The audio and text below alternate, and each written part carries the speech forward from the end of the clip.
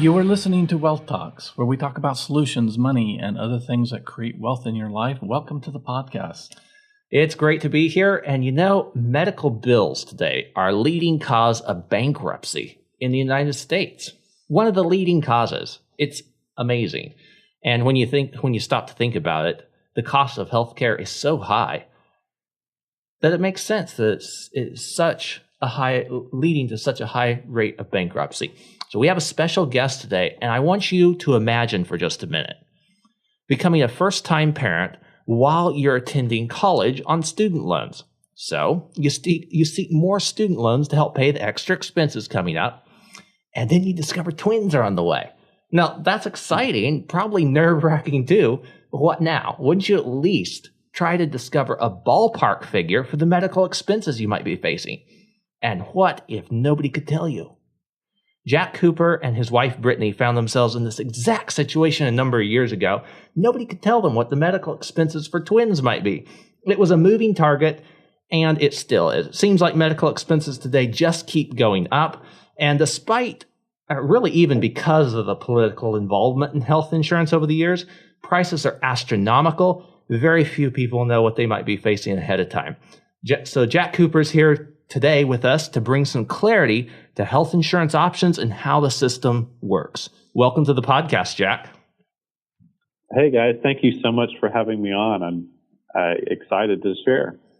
Yeah, it's great to have you back. We had you last year, and you brought some great information to the table for people. Now this year, we're coming up on open enrollment again. When does that begin this year, and what should people expect? It's a great question. So in most states this year, it's going to run from November 1st to December 15th. A few states will have extended open enrollment, but really that December 15th is a pretty universal deadline if you want coverage to start January 1st. And there's some big changes this year that individual consumers as well as small business owners need to be aware of. I know we'll get into those, but just to highlight real quick on, there's been so much in the news this year about, kind of changes and regulations. And even though the big healthcare reform didn't go through that we were talking about last year, some of the regulatory changes are actually going to have a greater impact on the individual market and small business market this year than the legislative proposals would have. So yeah, they kind of took the teeth out of the Affordable Care Act. Right. So consumers need to be aware because it's not going to get as much attention in the news, but there's some real changes they need to keep an eye on. So, Jack, what is open enrollment? Because many people really don't know what that means. Mm-hmm. Yeah, if you're an individual and you need to purchase health insurance, open enrollment is the period where you can buy a health plan for any reason. Health insurance companies, the way the insurance markets are structured, they have to protect themselves.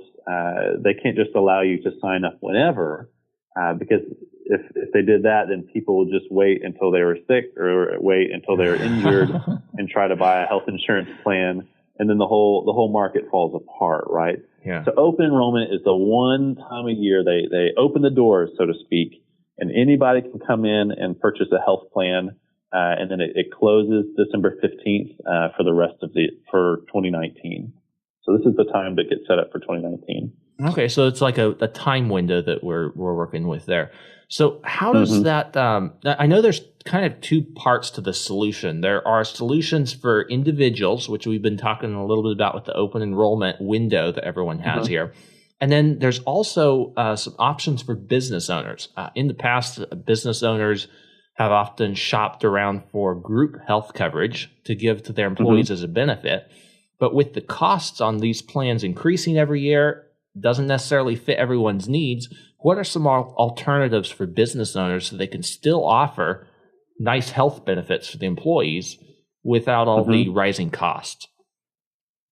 Yes, there's kind of a new option in town. As you alluded in the past, employers, they could either offer nothing or they would try to buy a small group plan, which is kind of like a one-size-fits-all you have 5 or 10 employees and you're the business owner, you choose Blue Cross and everyone gets that, or you choose Humana and everyone gets a Humana plan. Now there's a new way to approach it. Instead of choosing a plan, you can just set a budget, set a monthly reimbursement amount. Say, you know what, I can't afford this plan, or I need to cap my expenses. I'm just going to give my employees $200 a month, or $400 a month, or $800 a month. You get to set the budget, and there's some criteria you can design it around. But then employees can go out and choose their own individual plan. And we found in the small group market, under 50 employees, this ends up being a much more optimal approach because instead of the one size fits all, each employees can take that tax-free money and go buy the health plan that has their doctors and has their prescriptions and fits their needs. So it's a much more optimized approach and really a new way. And that vehicle is called a QSEHRA, or Qualified Small Employer Health Reimbursement Arrangement. We call it QSERA for short, and it's new in the market and something small employers should be aware of. So I know you have a really nice system to make that easy for business owners. Can you tell us a little bit about that?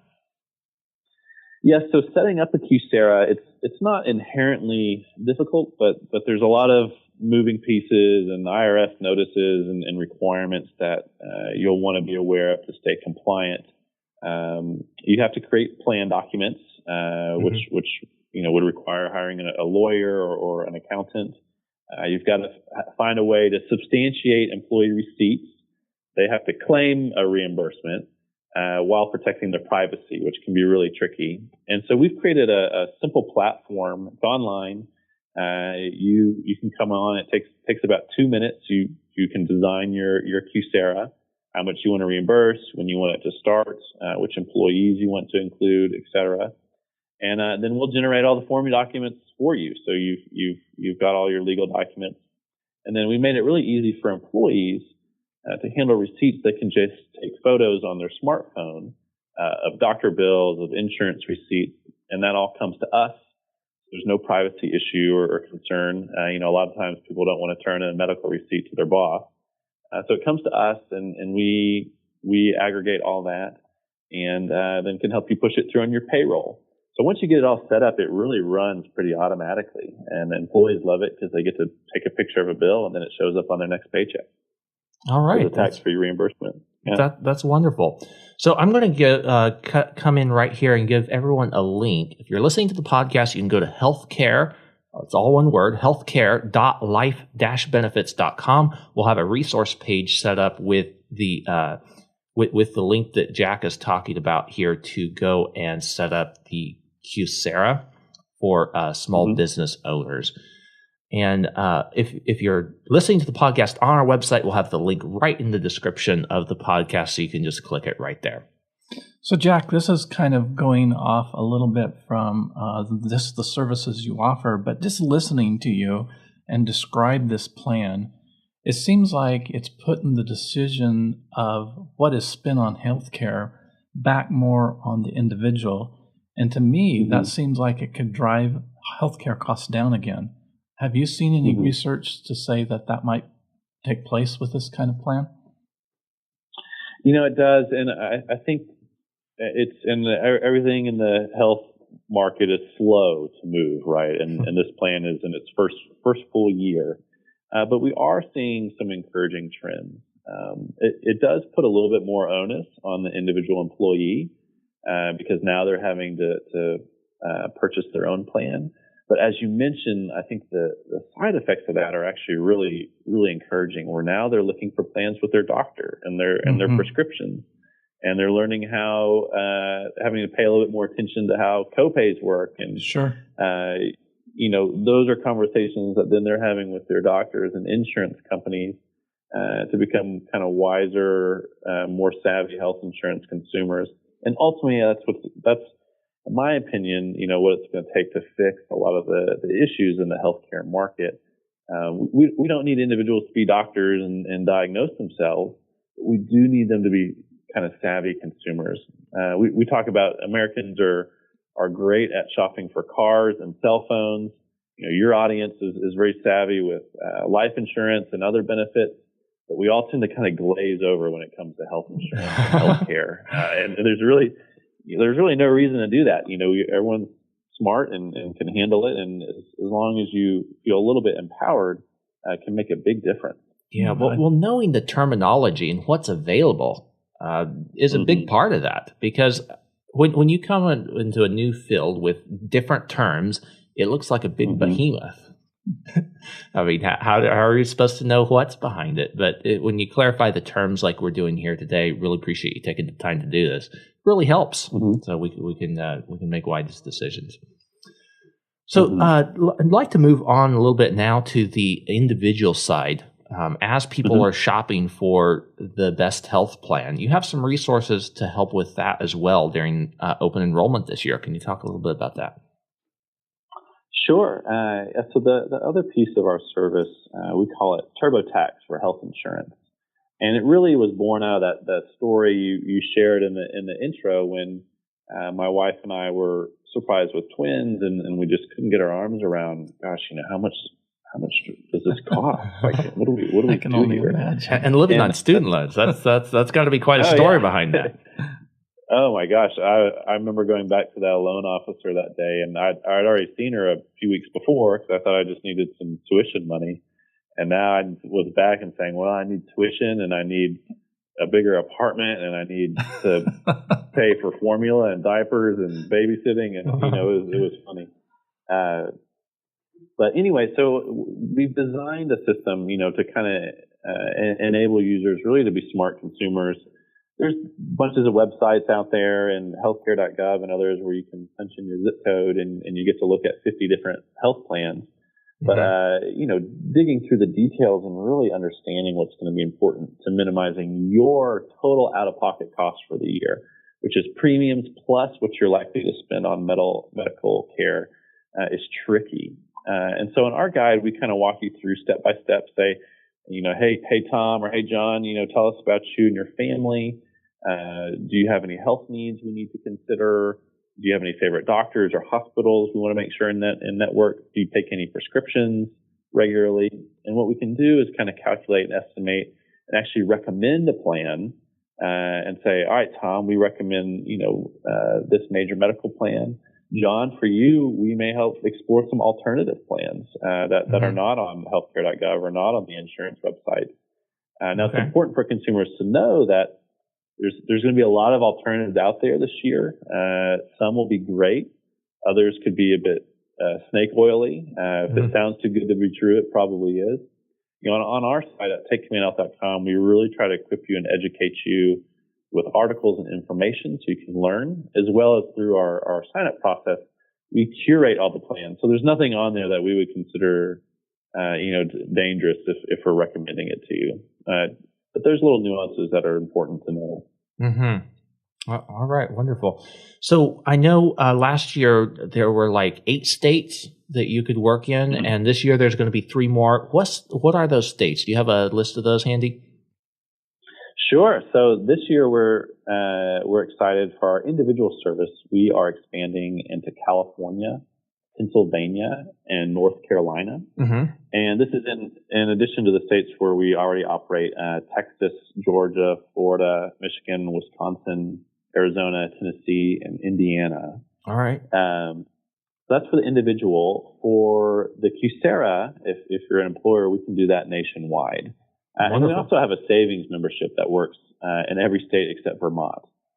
So that's pretty nationwide too. Awesome. Okay, and that membership, is that where you can help with the HSA, the teledoc services, and those type of things? Can you tell us a little bit about that? Yes, this is something we're really excited about, and it's got a big update this year. So our role with Take Command as we grow and get more individuals to join our community and more small businesses on our platform, we've realized, hey, now we have some real negotiating power in the marketplace. So we've been able to work with vendors that typically only work with large enterprise companies, kind of the big company benefits, and say, hey, we want this for our individuals and small businesses. And since everyone's aggregated on our platform, they're able to treat us like a several thousand person company. when we're able to get those kind of deals too. So on our membership, our members the price point is $15 a month. Okay. And what that gets you is you can call a doctor anytime for free, anytime, Okay. and zero cost. We were really excited. We signed a deal with Compass Health Benefits here in Dallas that gets you a personal health concierge. This is a trained expert in the United States that gets to know you and can help with everything from scheduling doctor's appointments to reviewing doctor bills or negotiating doctor bills. I encourage people, I get in the habit, we have the twins and then another little kid now, so we have our fair share of doctor bills. I take a picture every time I get one, and I send it to my health advocate, health pro, as we call them, and she'll review it and say, yes, this is good. You should go ahead and pay it, or no, this looks like it was coded wrong. Let me call the hospital for you, or let me call the doctor and work it out. Yeah, the bill negotiation that can be huge. I mean, there's a lot of extra billing that goes on in the healthcare industry too. Yeah, the stats we see on that is half of the bills that have 2 or more lines on them, the weird codes that are hard for everyone to understand. Half of those have errors on them. Wow. So that's half your bills you're getting have a coding error, and they're usually not in your favor. So it's great to have an no surprise there. And review it. Mm-hmm. Yes, that's really key, because that can save a lot of money. It's crazy how much. Oh, we've got some great stories. So as I mentioned, that was a big upgrade for us to bring Compass on this year without increasing our prices. Just as we've gotten larger, we've been able to kind of get better with it. And the stories that we're starting to see have been really encouraging. That membership also includes access to our kind of corporate negotiated dental and vision discounts as well. So that $15 price point is, we don't make a lot of money off of it. We really design it to bring a lot of value to our clients. Wonderful. Well, that is great to know. That gives people a lot of resources, both on the business side for small business owners and for individuals. Again, I'm going to give you the link. You can get both of the resources, both for small businesses and individuals, healthcare.life-benefits.com. So really appreciate you taking the time to share with us today, Jack. Before we go, is there anything else our listeners should know about shopping for individual and family coverage this year? Any news that's on the front lines? Yeah, a few things for this year, and then some announcements that just came out that might be applicable for future years. Okay, let's so hear. The big news this year is that the individual mandate went away. This was the law and the part of the Affordable Care Act or Obamacare that requires individuals to purchase insurance. And it actually didn't go away, just the penalty was set to $0. This is something you'll see a lot of misinformation out there about you shouldn't buy health insurance anymore, you don't have to. We, of course, still recommend it because health can, when you're healthy, it's fine, but it can quickly lead to financial disaster, which is obviously what we want to all protect against. If, cancer diagnosis is easily $1 million and stuff these days. So you really do need insurance. Now, what's changing is, in addition to major medical plans that you'll find on healthcare.gov and on takeinhealth.com and others, there's also going to be this flood of alternative plans thanks to regulations that changed. And the big one there is going to be that short-term plans can last a year now. Our one caution to consumers here is we think short-term can be great. It provides kind of traditional insurance and catastrophic coverage. It won't cover pre-existing conditions, but if you're hurt or injured, it can provide great benefits. The points of caution there are make sure it has a high enough annual limit. We recommend at least 500,000, but really we suggest more to $1 million or $2 million. And then second, you always want to stay on the calendar year with those plans. And the reason is if you start a short-term plan in the middle of the year, let's say June, and it's going great, and then at some point during the year you develop a condition or a need, that plan will carry you all the way through till next June. But then, like we talked about at the beginning, you're now outside of open enrollment, and your plan just ended in June. And a short-term plan ending does not qualify you for special enrollment. So it'll work great because it's cheap and keep you covered if you get sick or hurt. If you get a serious diagnosis, now all of a sudden you're stuck in the middle of the year and your coverage has expired, and you've got to wait all the way to the next open enrollment to get coverage again. So again, they can work great, but just stay on the annual cycle. All right, and I know. So, go ahead, Jack. Something that we haven't talked about, and that is faith-based sharing plans. Can you share a little bit and help people understand how those can fill a gap, or even become something that they depend on for their health insurance? Yes, the faith sharing plans are really kind of an interesting and diverse segment. I actually participate in one myself. I have really like it. But consumers need to understand that they span the spectrum. Just like there's good and bad health insurance companies and good and bad plans, we're seeing more and more kind of sharing plans emerge. Some have very heavy faith elements and requirements. Others are very, very light, or almost non-existent requirements. So there's, one, make sure that you are signed up with one that you're comfortable with for your values and lifestyle. Otherwise, it'll be very frustrating. And then two, they really span the spectrum too. Some are very decentralized and disaggregated, and you're relying on individuals sharing bills or checks, directly with you. Others, although they're not insurance, and they have to disclaim very clearly that they're not insurance, operate just like insurance. And we tend to steer people closer to those. On our website, on takemeanhealth.com, depending on the state you're in, we'll recommend some that we think are, that we've curated, that we think are kind of a good alternative. Just be aware there's others out there too, and some we would not recommend. Some have very fine print exclusions. We saw one the other day. A lady signed up. It looked too good to be true, and it was, because in the fine print it excluded cancer. Oh my goodness! Which I don't. Yeah. What's the point of signing up for a health plan if and I'm not talking about pre-existing cancer. I'm talking about if you develop cancer, they're not going to cover it, and that's a big one. It's unacceptable. Yeah, that's almost like signing up for universal life insurance and putting the risk back on the owner instead of the insurance company. It's not really insurance anymore, is it? Exactly. All right. So what if they can't find something on your website, Jack? And can they email, or are there some specific places that they can look for coverage? Oh, sure. Yeah, please. So I mentioned the states that we're in. We do have alternative plans and guides in most of the other states. But, please email me and my team. We're always available to chat on our website. And even if we're not in a state, we are very kind of, our mission is to kind of put some consumerism back in healthcare. So we're happy to help or point you in the right place. It's probably really dependent on which state you're in or your situation on where we point you. But we have lots of resources, and we've seen it all at this point. So we love to help, and would love to help any of your readers that have questions, listeners.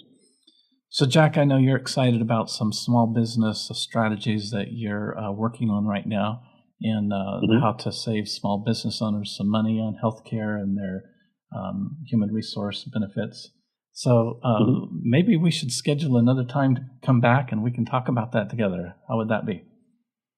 I love it. Yeah, we just completed a pretty cool project looking at sole proprietors and small employers and really mapping out what the most efficient tax strategies are for them to kind of claim or deduct their health insurance for themselves, for owners as well as employees. So we've got some pretty cool strategies, and would love to come back on and share that. All so right, if you're listening, you're a small business owner, we're going to be planning that probably toward the first of the year.